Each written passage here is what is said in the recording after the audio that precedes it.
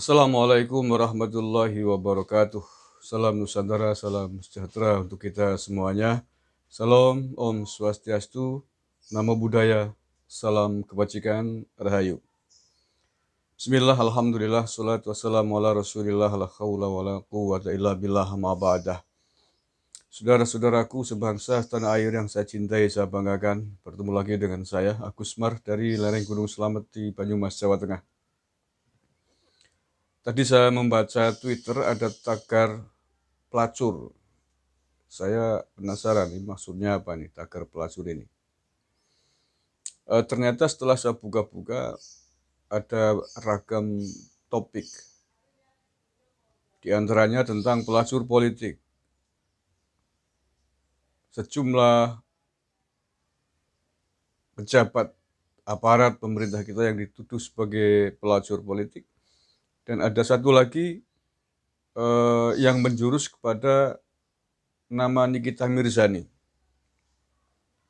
Dengan tuduhan seorang pelacur melaporkan ulama begitu. Menurut saya ini kebangetan gitu ya. Seolah-olah pelacur tidak memiliki hak hukum. Ini saya bukan ngomong Nikita Mirzani ya, seandainya pelacur pun gitu ya. Pelacur, ulama atau siapapun di hadapan negara ini status di depan hukum itu sama. Pelacur punya hak hukum, pejabat punya hak hukum, ulama juga punya hak hukum, sekaligus punya resiko hukum yang sama. Ini negara hukum. Jangan mentang-mentang ulama, mentang-mentang tokoh agama, kemudian bisa seenaknya menghujat, menghina seorang pelacur di depan publik. Tidak boleh. Kalau itu dilakukan, maka dia bisa kena pasal, dipidanakan dengan delik pencemaran nama baik. Begitu juga seorang pelacur. Walaupun dia pelacur, bisa aja dia melaporkan ke polisi atas dugaan penghinaan yang dilakukan kepadanya. Jangan mentang-mentang pejabat tinggi, jenderal, ulama besar, imam besar, kemudian tidak bisa dilaporkan di depan hukum, nggak bisa. Semuanya sama bisa. Makanya hati-hati bro, hati-hati. Karena ini adalah negara hukum. Siapapun melanggar hukum bisa dipidanakan, dibawa ke kantor polisi, walaupun status sosialnya setinggi langit sekalipun. Walaupun yang dihinakan orang yang menurut mata manusia adalah orang yang rendah gitu, orang yang derajatnya rendah, nista, penjahat sekalipun nggak bisa.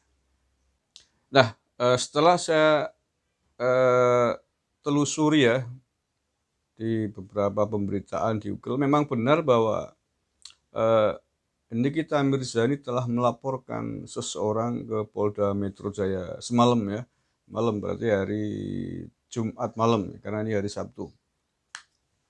Nah, beberapa hari yang lalu memang Nikita Mirzani melontarkan ancaman ya, warning akan melaporkan polisi kepada setidaknya dua pihak. Yang pertama pihak iNews, yang kedua Ustadz Dasat Latif. Mengapa dua pihak ini di warning oleh Nikita Mirzani? Karena dianggap telah melecehkan dan mencemarkan nama baiknya, menuduh telah melecehkan sholat, menuduh menistakan agama hanya berdasar video potongan yang di framing untuk menjatuhkan nama baiknya. Padahal Nikita Mirzani merasa tidak melakukan itu. Nikita Mirzani hanya sedang mengingatkan temannya yang akan melakukan sholat agar sholat dengan benar. Nikita Mirzani bukan sedang sholat kemudian berguru dengan niat sholatnya itu, bukan. Nah, apakah yang dilaporkan Nikita Mirzani ke Polda Metro Jaya ini adalah di antara dua pihak ini? Wallahu alam, karena nampaknya ini agak berbeda ya, agak berbeda nih. Biasanya yang sudah seorang pelapor mengumumkan siapa yang dilaporkan ke polisi. Tapi ini terbalik ini, mungkin ada visi misi lain. Nampaknya Nikita Mirzani dan polisi juga menutupi tentang siapa yang dilaporkan, tidak disebutkan. Tetapi bahwa laporan resmi memang sudah masuk. Sahabat saja nih beritanya ya. Saya Judulnya, namanya dihina di YouTube, Nikita Mirzani lapor polisi. Jumat 29 Oktober 2021. Ini suara.com yang nulis. Nikita Mirzani diam-diam rupanya melaporkan seseorang ke Polda Metro Jaya.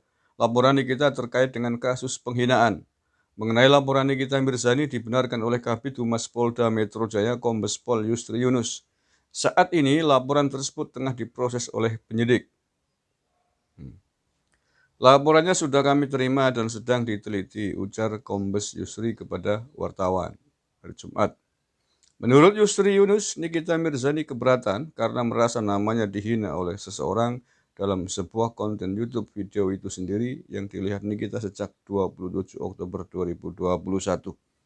Pelapor menerangkan bahwa pada 27 Oktober 2021 sekitar pukul 22.17 WIB, korban melihat konten video YouTube yang menjelek-jelekan namanya dan memaki-maki dengan kata-kata kasar. Merasa dirugikan dan dicemarkan nama baiknya. Korban membuat laporan, kata Yusri Yunus menjelaskan, dikutip oleh suara.com. Laporan itu sendiri tertuang dengan nomor LP_P_5373 dan seterusnya Polda Metro Jaya dengan pelapor Nikita Mirzani dan terlapor dalam lidik. Oke, itu ya. Jadi memang benar resmi Nikita Mirzani melaporkan seseorang yang masih dirahasiakan ini atas delik dugaan pencemaran nama baik. Saudara-saudaraku yang saya cintai, saya banggakan, kita tidak boleh merasa suci di hadapan Sang Pencipta ya. Sehebat apapun ibadah kita, sehebat apapun amal ibadah kita, tidak ada alasan, tidak dibenarkan kita menghinakan seseorang. Walaupun yang kita hinakan, yang kita hujat, kita rendahkan adalah katakanlah pelacur sekalipun, misalkan penjahat kelas kakap sekalipun, pembunuh kelas kakap sekalipun, ratusan orang yang dibunuh misalkan, tidak bisa. Mengapa? Karena kita tidak tahu. Hari ini dia penjahat, hari ini dia pelacur. Belum tentu saat meninggal dunia dia masih menjadi seorang pelacur, masih menjadi seorang penjahat. Bisa jadi nanti dia menjadi orang yang mulia. Sebelum meninggal dunia dia bertobat, memperbaiki diri. Bisa jadi kemudian menjadi wali Allah. Sudah ada cerita itu. Seorang pelacur gara-gara memberikan minum kepada seekor anjing yang kehausan, dia menjadi ahli surga. Ada. Dan sebaliknya, orang yang tadinya hebat, masyhur, dikenal ulama besar, sakti, mandraguna, ketika meninggal su'ul khotimah, masuk neraka gara-gara perbuatan buruknya. Ini pelajaran penting buat kita, bahwa kita tidak boleh menghinakan seseorang, walaupun saat ini zahirnya kelihatan hina, kelihatan rendah, kelihatan jahat. Karena belum tentu. Allah, Tuhan yang Maha Kuasa, Maha membolak-balikan hati manusia.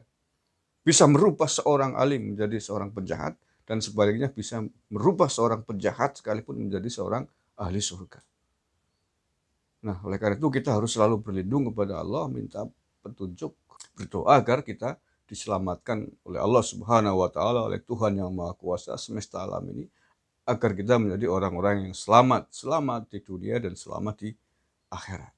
Wallahul muwaffiq ila aqwamit thoriq. Billahi taufiq wal hidayah wa ridha wal inayah. Assalamualaikum warahmatullahi wabarakatuh. NKRI harga mati.